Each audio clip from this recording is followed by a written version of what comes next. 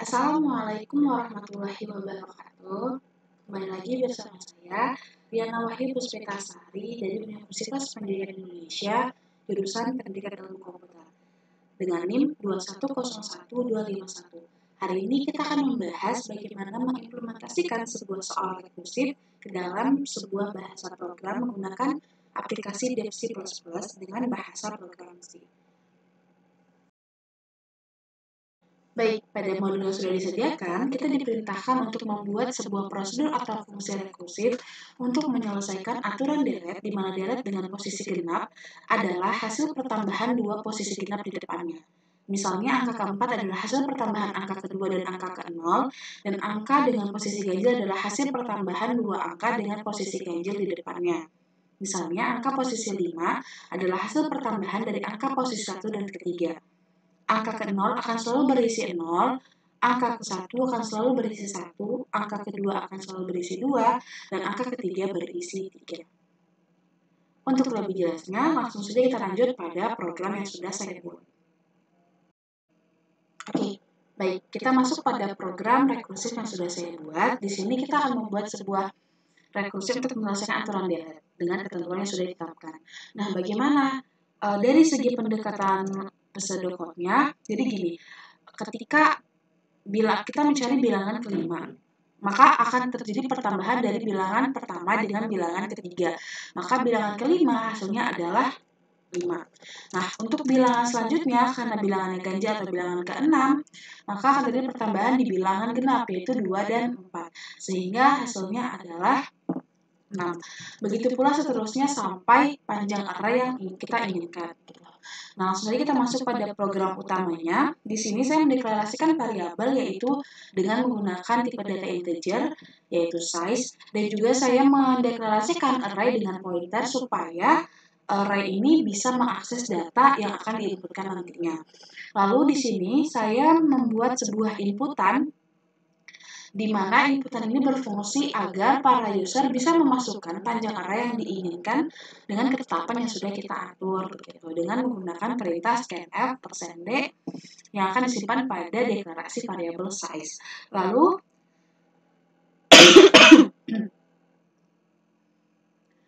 di sini saya juga membuat sebuah atau memberikan deklarasi terkait untuk mengisi panjang array berdasarkan input user.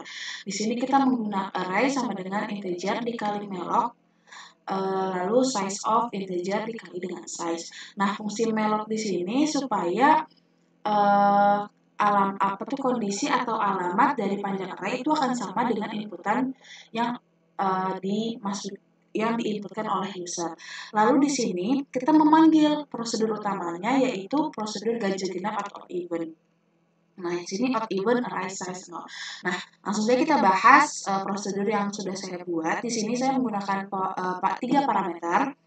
Yang pertama, parameter array yaitu lalu parameter untuk titik akhir dan untuk titik mulai. Lalu program yang pertama menggunakan percabangan, yaitu menentukan nilai apabila indeks array atau nilai mulai itu adalah 0, maka akan masuk pada int pertama. Lalu ketika benar, maka akan masuk pada line 20 dan akan memanggil rekursif itu sendiri.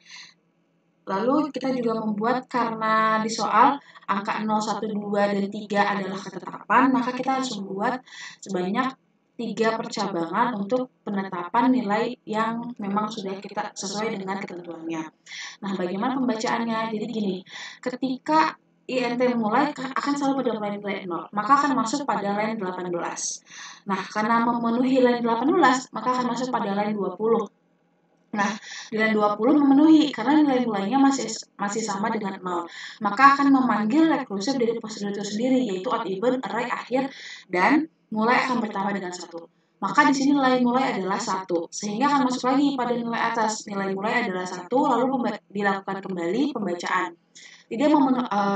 Karena di line 18 mulainya sama dengan 0, maka tidak akan memenuhi line ini. Maka akan berlanjut pada else di line 27. Karena tadi mulainya adalah 1, maka akan memenuhi line 27, sehingga akan masuk pada line 29. Lalu akan memanggil rekursif dari prosedur ini sendiri. Nah, di sini akan kembali lagi terjadi pertambahan, sehingga mulai akan menjadi 2 gitu ya. Lalu kita akan masuk lagi kembali pada ini. Kita mulai lagi pembacaan dari line pertama, line 18 tidak memenuhi, line 27 tidak memenuhi, maka kita masuk pada line 36. Apakah mulai sama dengan 2? Iya, maka akan masuk pada line 38. Array mulai sama dengan 2, maka memenuhi sehingga akan terjadi pemanggilan rekursif dari prosedur itu sendiri. Nah, kembali lagi bertambah nilai mulainya menjadi 3, maka akan lagi kembali kembali ke atas kembali, lalu dicek lagi kembali. Line 18 memenuhi atau tidak? Karena nilai mulainya sekarang 3. Line 27 memenuhi atau tidak? Tidak. Maka akan berlanjut. Line ke-36 memenuhi atau tidak? Tidak. Maka akan berlanjut pada line 45. Nah, karena mulainya sama dengan 3, maka memenuhi line 45 sehingga akan masuk pada line 47. Nah, di sini memenuhi iya, maka akan terjadi pemanggilan rekursif dari prosedur ini sendiri. Nah, nilai mulai akan bertambah jadi 4, sehingga akan kembali lagi pada atasnya akan dicek satu persatu kembali, sehingga masuklah pada line 52. Nah, ketika else tidak ada ini, maka kita masuk pada line 55 percabangan if untuk menghentikan proses rekursif. Di sini nilai mulainya adalah 0. Nilai akhirnya adalah tadi terakhir kita mendapatkan nilai 4. Maka akan masuk pada ini. Karena di sini memenuhi, karena nilai 0 kurang dari 4. Maka rekursif akan mengisi array dengan urutan ganjil genap. Nah, array mulai adalah 0. Ketika array mulai sama dengan 0, maka array mulainya adalah 4 dikurang 2 ditambah array 4 ditambah 4, 0. Jadi ditambah 4 sama dengan 2. Maka akan masuk pada ini. Begitu seterusnya.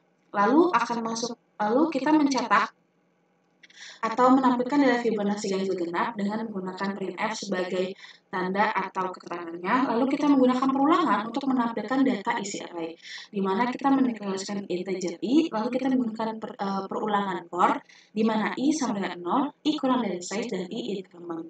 Lalu akan terjadi pencetakan dengan pemanggilan array i tersebut. Nah, untuk lebih jelasnya langsung saja kita jalankan program ini.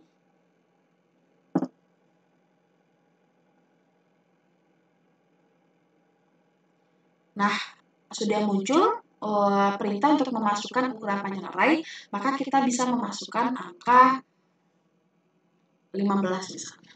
Lalu kita enter, maka akan langsung keluar dari Fibonacci ganjil genap yang kita inginkan. Nah, bisa kita cek 0, 1,